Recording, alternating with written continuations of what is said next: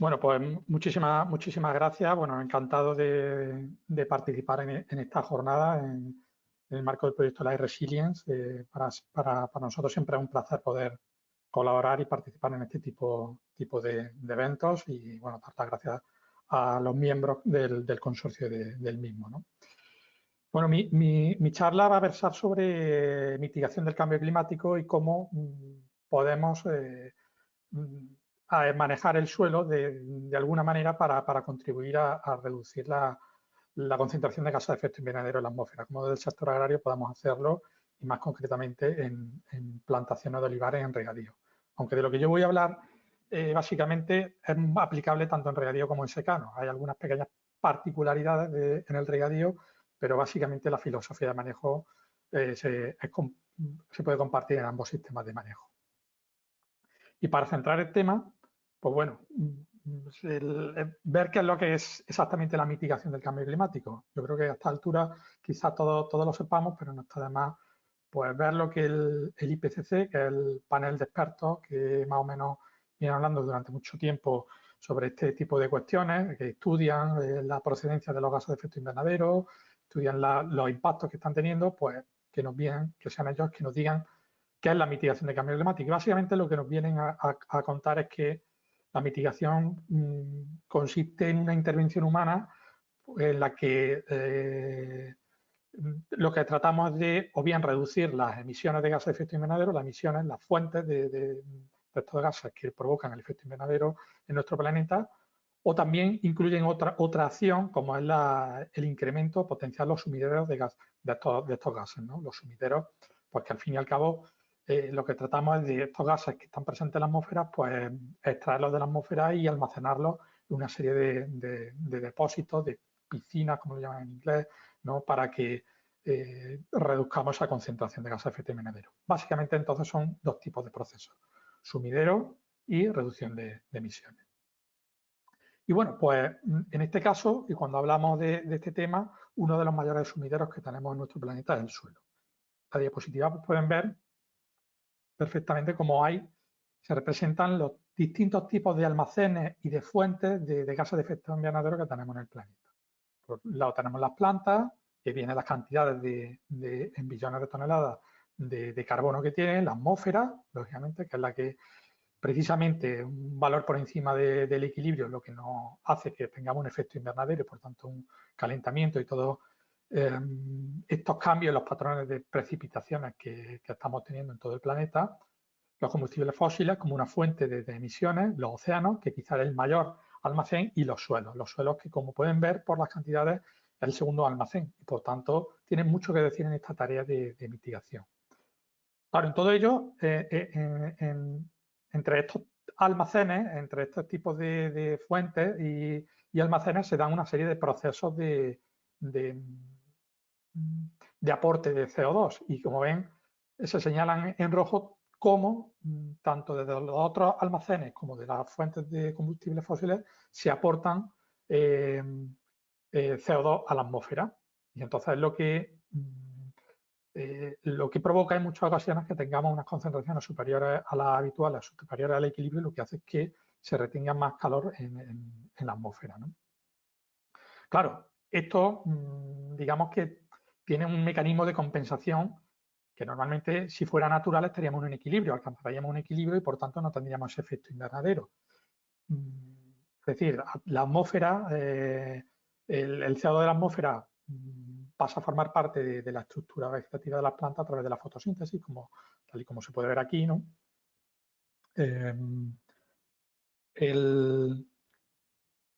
¿Vale? Como se puede ver aquí, ¿no? El de las plantas puede formar parte del suelo, pero luego también hay otros mecanismos que van de un lado para otro. Nosotros, o yo, donde me voy a centrar básicamente en esta diapositiva, en estos tres componentes, ¿no? Que es donde vamos a manejar el suelo para que, digamos, que la flecha verde, digamos, se incrementen las cantidades que vienen asociadas al paso del CO2 de la atmósfera a las plantas y sobre todo de las plantas al suelo, se incrementen de manera que seamos capaces de compensar, no solo de compensar, sino también de sobrepasar de alguna manera los flujos que vienen señalados en la flecha de color rojo. Y por tanto, así lo que estaremos es detrayendo CO2 de la atmósfera para fijarlo en el suelo. En definitiva, lo que hacemos es incrementar la capacidad sumidera del suelo. Otra cosa es porque el suelo interviene de una manera muy directa en el ciclo de carbono. Es decir, hay una serie de... hay un ciclo natural que, como he dicho, normalmente y lo ideal es que esté en equilibrio, como el CO2, a través de la fotosíntesis incorpore ese carbono a la estructura vegetativa de la planta. Luego en un proceso de respiración, que tanto desde los animales como desde las plantas se vuelve parte de ese CO2 a la atmósfera, aunque parte de ese carbono, si se queda en el suelo, pues se forma parte de la estructura del mismo y luego, por la acción de los microorganismos, parte se devuelve a la atmósfera. Digamos que este es un equilibrio normal, natural del ciclo del carbono en nuestro sistema. ¿Qué ocurre? Que cuando tenemos unos procesos industriales que lo que hacen es extraer el carbono del suelo o de otras fuentes, vamos a ver, petróleo, combustibles fósiles generalmente, y a través de la combustión incrementamos las emisiones de CO2, pues lógicamente este equilibrio natural pues ya deja de ser tal. Por tanto, empezamos a devolver más CO2 a la atmósfera del que el sistema suelo o planta es capaz de ir absorbiendo, y es cuando se producen los desequilibrios. Y esto ocurre con un laboreo intensivo, como a continuación explicaré, ¿no? La realización de agricultura basada en laboreo intensivo es lo que favorece precisamente esa pérdida de equilibrio, ¿no? Tenemos una entrada de carbono en el suelo a través del secuestro que se produce a través de las plantas, pero luego nosotros, a través de las operaciones de laboreo, alterando mecánicamente el suelo a través de las operaciones de laboreo y a través del consumo de combustibles fósiles que suponen las operaciones agrícolas, que son inevitables, pues lo que estamos haciendo es incrementar las emisiones de gases de efecto invernadero. Y por tanto, se produce ese desequilibrio del que estoy hablando y que de manera particular se realiza en este caso con las operaciones de laboreo. Y de manera que esto afecta al carbono en el suelo, que al fin y al cabo, cuando hablo de carbono, estoy hablando de gases de efecto invernadero. El CO2 se incorpora a la planta y este se incorpora al suelo en forma de materia orgánica y en forma de carbono. Y todo este proceso que estamos hablando a través del laboreo, que lo que hace es favorecer mucho los procesos erosivos y por tanto la pérdida del suelo, lo que hace es favorecer ese carbono que previamente procedía del CO2 atmosférico y por tanto lo perdemos y lo devolvemos a la atmósfera. De manera que, según la FAO, hay estimaciones que desde 1850 aproximadamente unas 66 billones de toneladas de carbono han sido perdidas en el horizonte los horizontes del suelo. Y hay algunos estudiosos en esta materia pues, que dicen que las operaciones de laboreo contribuyen a esa pérdida de carbono en el suelo. Próximamente vienen a cifrar estos datos en torno a que en unos 10 años se puede perder el 30% del contenido de carbono que tenemos en el suelo. Y eso significa emisiones de CO2 a la atmósfera. Eso significa que el suelo, que es un sumidero de carbono, lo estamos haciendo que en vez de sumidero sea fuente de emisiones de gases de efecto invernadero. ¿Y esto por qué ocurre? Porque yo digo que el laboreo lo que hace es fomentar las emisiones de gases de efecto invernadero. Pues bueno, pues aquí en la diapositiva tienen en la parte superior izquierda, digamos, un esquema de un agregado de suelo, donde pues, puede ver a lo mejor que forma parte una raíz de un cultivo o de una planta, complejos arcillo únicos y contenidos y materia orgánica. Entonces, estas especies de comecocos rojos que representan la diapositiva representan a los microorganismos que de forma natural pues degradan la materia orgánica, la mineralizan y pues bueno, en un cierto equilibrio pues no hay ningún tipo de problema.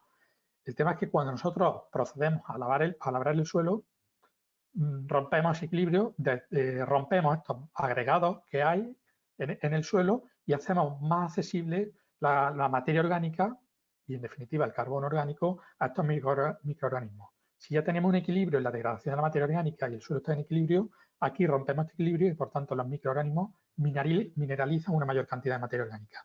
Mineralizar significa emitir más emisiones de CO2. ¿Por qué? Porque al mineralizar, uno de los subproductos que se generan son los gases de efecto invernadero, el dióxido de carbono. Aquí tienen ustedes una curva de lo que está pasando. Cuando nosotros perturbamos el suelo está en un equilibrio, ¿de acuerdo? Donde la cantidad de carbono que tenemos en el suelo permanece constante porque la que ingresa se devuelve de manera natural a través de la mineralización, pero nosotros cuando perturbamos el suelo, como se incrementa la tasa de mineralización, lo que hacemos es que se baja el contenido de carbono orgánico del suelo. La buena noticia es que nosotros podemos restablecer ese carbono orgánico del suelo.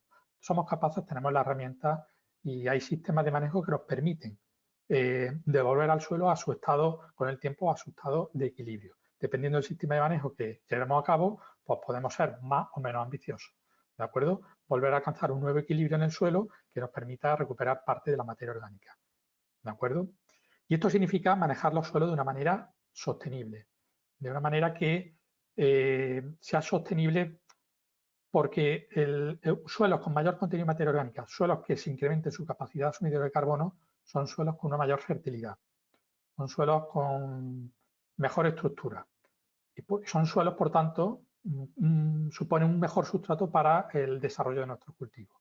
Así que olivares manejados con suelos sostenibles, pues serán olivares que nos permitan unos rendimientos muchísimo mejores. ¿De acuerdo? No solo en una campaña, sino de una manera además sostenida. ¿De acuerdo? ¿Y cuál es el sistema de manejo que nosotros proponemos, digamos, para manejar de una manera sostenible el suelo e incrementar su capacidad de secuestro y, por tanto, mitigar el cambio climático? Nosotros estamos hablando de agricultura de conservación, que se basa en 3 pilares básicos. Estamos hablando de un pilar que es mínima alteración mecánica del suelo, definitiva supresión del laboreo. Hablamos del segundo pilar, que es mantener una cobertura vegetal permanente, ¿de acuerdo? En el caso de los cultivos de olivar, cubiertas vegetales, que podrán ser de mucha tipología, pueden ser sembradas o de hierbas espontáneas, o incluso también cubiertas de restos de poda, ¿por qué no? Y luego, en caso de cultivos herbáceos extensivos, hablamos de rotación y diversificación de cultivos. Todos los beneficios que soportan esos 3 pilares solo se entienden si cumplimos con estos 3 principios, si estos 3 principios son aplicados en nuestro ecosistema agrario. Si en el caso del olivar falta uno de estos 2 tipos de principios, no conseguimos los beneficios de la agricultura de conservación y no conseguimos, por tanto, los beneficios que supone para el cambio climático en cuestión de mitigación y también de adaptación, que aquí solo voy a hablar del tema de mitigación. Y bueno, ¿y de qué manera la agricultura de conservación, si estamos hablando de que mitiga el cambio climático, de qué manera lo hace? ¿Cómo se favorecen esos procesos? Pues básicamente los que nos hablaba el IPCC a la hora de hablar de mitigación. El IPCC nos hablaba de incrementar el sumidero, el efecto sumidero del suelo, y nos hablaba de reducir las emisiones de gases de efecto invernadero. Pues aquí tenemos todos los procesos. Gracias a la cobertura vegetal que tenemos en el suelo, nosotros somos capaces de incrementar el contenido de materia orgánica del suelo. Ahora lo veremos en la siguiente diapositiva de qué manera se hace eso. Y al suprimir las labores sobre el suelo, estamos reduciendo el número de operaciones que hacemos. Esto implica 2 cuestiones. Por un lado, al reducir el número de operaciones consumimos menos cantidad de combustible. El consumo de combustible lleva aparejado siempre emisiones de gases de efecto invernadero gracias a su combustión. Como hacemos menos operaciones, en el balance global del sistema de manejo que hagamos en el cultivo, pues reducimos el consumo energético y, por tanto, reducimos las emisiones asociadas a este consumo energético. Y, por otro lado, al no romper los agregados del suelo, en la diapositiva que han podido ver antes, con el esquema de un agregado del suelo, no estamos liberando, no estamos haciendo más accesible esa materia orgánica a los microorganismos. Por tanto, no se libera más CO2. Y por ese camino estamos reduciendo las emisiones de CO2 a la atmósfera. Pero si acaso, de estos 2 procesos, el más importante, el más relevante desde el punto de vista de mitigación, es el secuestro de CO2 en el suelo. El efecto sumidero es quizá el más relevante por la cantidad que conseguimos secuestrar de carbono en el suelo.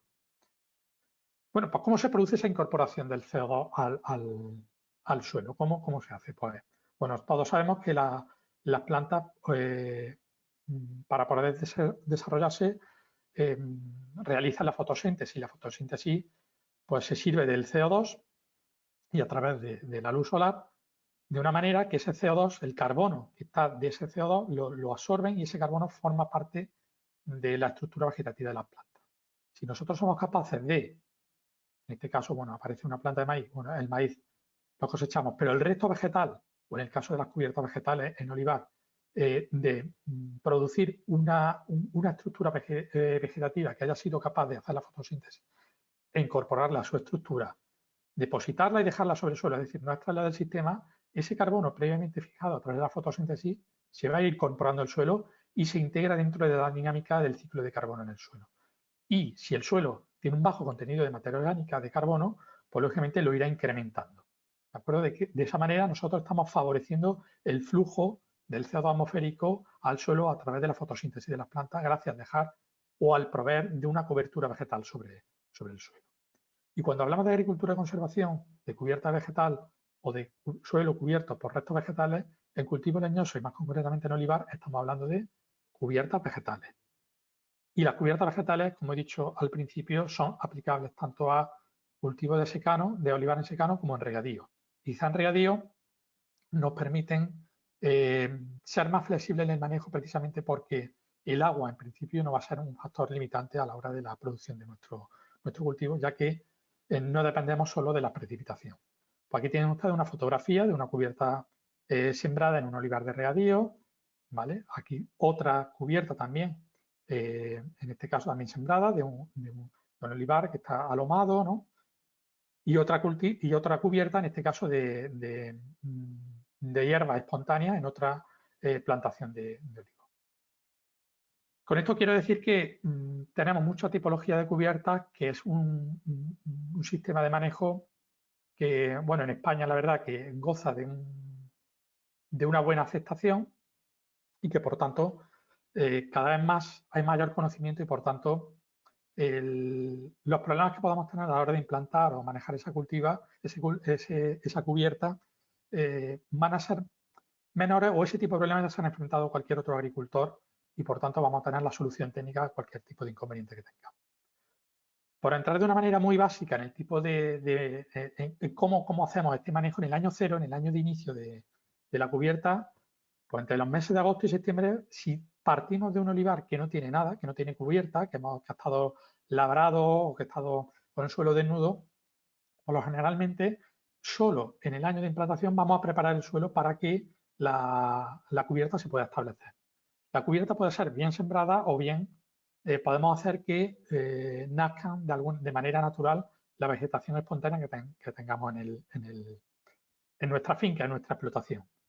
En el caso que vayamos a sembrar, pues se suele hacer una pequeña labor superficial de preparación del suelo. Se puede hacer un ruleado también posteriormente para dejar el suelo de una manera uniforme y después, en septiembre-octubre, se puede hacer un control de la primera otoñada en el pie de los olivos, una barra de aplicación con productos fitosanitarios al pie de los olivos, y luego proceder en septiembre-octubre también, esto el orden puede ser primero hacer la siembra, después tratar, hacer una siembra, que en la mayor parte de los casos cuando se hace una cubierta sembrada no se suele utilizar una sembradora, se suele hacer una siembra a voleo con una abonadora y generalmente se suele utilizar, por lo mejor no se suelen utilizar semillas certificadas porque no necesitamos realmente un tipo de cultivo que no se va a destinar a producir, sino que lo que queremos es cubrir el suelo y utilizamos especies que curan el suelo de una manera rápida para que protejamos nuestro suelo frente a la erosión y además empiecen a hacer su labor de secuestro de carbono lo antes posible. Si seguimos con este año cero, pues vamos a tener una cubierta mantenida en octubre o marzo, desde el mes de octubre hasta marzo, y luego en marzo o abril lo que vamos a hacer es un control, que bien puede ser un control, un desbroce químico o un desbroce mecánico, ¿de acuerdo? A estas dos alternativas pueden ser válidas, ¿de acuerdo? Marzo o abril, sobre todo porque, ahora explicaré por qué en esta época del año. De manera que desde abril a octubre tengamos una cubierta vegetal seca, con restos vegetales secos sobre el suelo, que nos siga cubriendo el suelo y que este CO2 que ha secuestrado, que va fijado en la planta a través de la fotosíntesis, se vaya incorporando al suelo.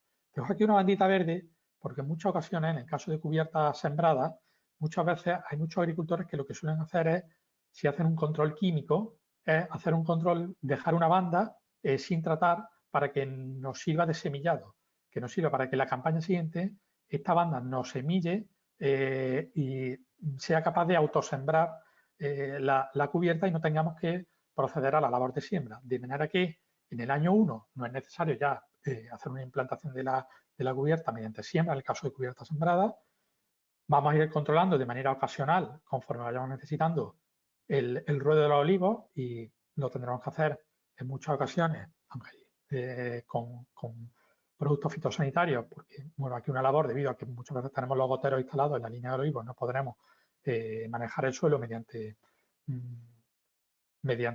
laboreo, y mantenemos la cubierta y después volvemos a repetir el mismo control de marzo a abril. Básicamente, y está de una manera muy simplificada, el tipo de manejo que tenemos en las cubiertas vegetales, ¿no? ¿Por qué? ¿Por qué estamos controlando la cubierta en los meses de marzo o abril en estas condiciones? Pues porque normalmente en esos meses cuando el árbol, el olivo, comienza su actividad vegetativa, deja de estar en reposo y por tanto empieza a extraer y necesitar agua y nutrientes del suelo.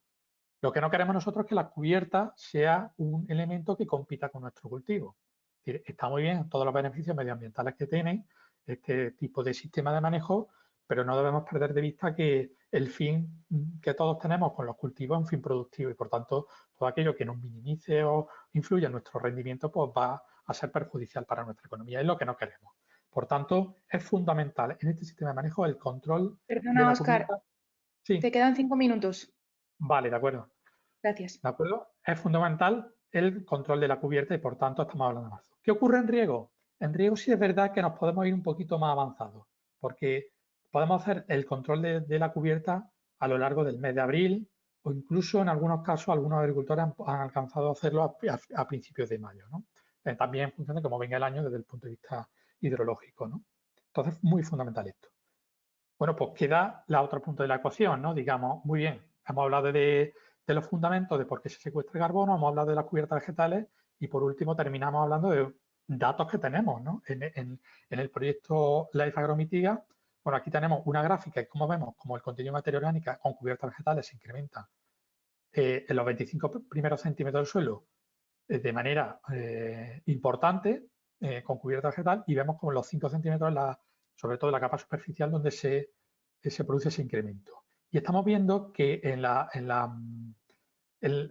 el proyecto Life Agromitiga, donde nosotros tenemos parcelas con cubiertas vegetales, hay un incremento muy importante de carbono y por tanto de secuestro de CO2 en la atmósfera, ¿no?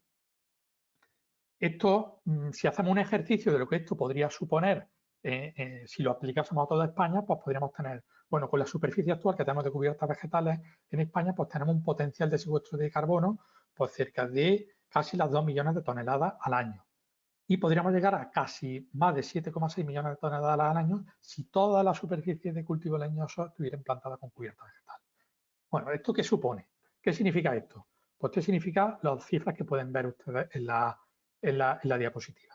Significa que si tuviéramos todos los cultivos leñosos con cubierta vegetal, estaríamos compensando el abastecimiento energético de 3 millones de hogares en un año. Compensaríamos las emisiones de 7 centrales eléctricas de carbón en un año. Y, importante, estaríamos secuestrando la misma cantidad de CO2 de un bosque que ocupe 13,8 millones de hectáreas. Estamos hablando de cantidades muy relevantes, por tanto, cifras muy importantes, ¿no? Tal es así que en los ecosquemas que se están debatiendo ahora mismo, y hay una propuesta del Ministerio, las cubiertas vegetales están consideradas como un ecosquema muy posible de incentivar dentro de la nueva PAC que se nos avecina, ¿no?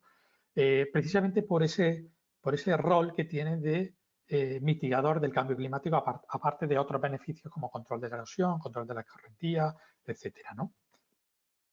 Para terminar, pues bueno, una serie de consideraciones finales, ¿no? Y la primera, empezar por una frase que bueno, un escritor, Edward Faulkner, que escribió un libro que se llama The Plowman's Folly, La locura del labrador, ya en 1943 decía que nunca nadie ha aportado razones científicas contrastadas para justificar el laboreo.